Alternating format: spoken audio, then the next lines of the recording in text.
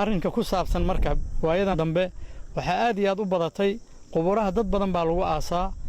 nin baa yiri 60 baa 3 saac ka hor ama 3 saac gudaheeda ayaa 60 qof la keenay mid kale wuxuu yiri wax yaran joogay 30 baan arkayaa waxaas oo dhan wax ka jira ma jiraan dadkaas waxa wanaagsan in Ilaahay ka cabsadaan anu waxaan aaminsanahay qofkii xaqiiq jirta qariya inuu ku dambaabayo qofkii waxaan jirin dadweynaha u sheega oo walaaciyana inuu ku dambaabayo taasaan aaminsanahay marka inagu halkaan markii aan soo degnay oo qubuuri hore ay buuxsameen waxa weeyaan runtii siyaado way jirtaa laakiin siyaado weyn oo aad loo bumbuuniya ma aanan arkin ma jirto ugu badnaan maalintii 3 qof 4 qof oo xaaladii hore ka saayida ayaa naloo keenaa isku celcelis marka siyaado way jirtaa oo lama dhigi karo siyaado ma jirto laakiin bumbuuninta laga daayo anu taasaan leeyahay bumbuuninta iyo maartay siyaadada laga daayo waxa marka dhacaysa sidaad ogtihiinba markii hore ilaa iyo maxaan ku raahdaay 450 iyo wax ka agdhow ay ahaan jireen laakiin bishaan 558 ayay ahaayeen marka 100 baa ku korortay waa bishii la soo dhaafay ee afraad taasoo macnaheedu yahay maalinba 3 qof ama 4 qof ku dhawaad oo siyaado ah ayaa halkan la keenayay marka dadweynaha loo soo dhaweeyay xabaalay way noqon kartaa dibka jirana qayb buu ka yahay taa lama inkiri karo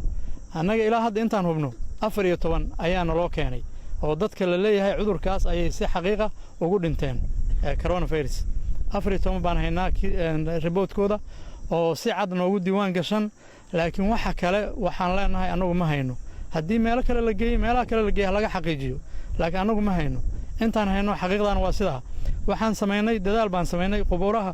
meel ka baxsan ayaan u astaynay ama u calaamadaynay dadka la yiraahdo xanuunkaas ayay u soo dhinteen oo ay caddahay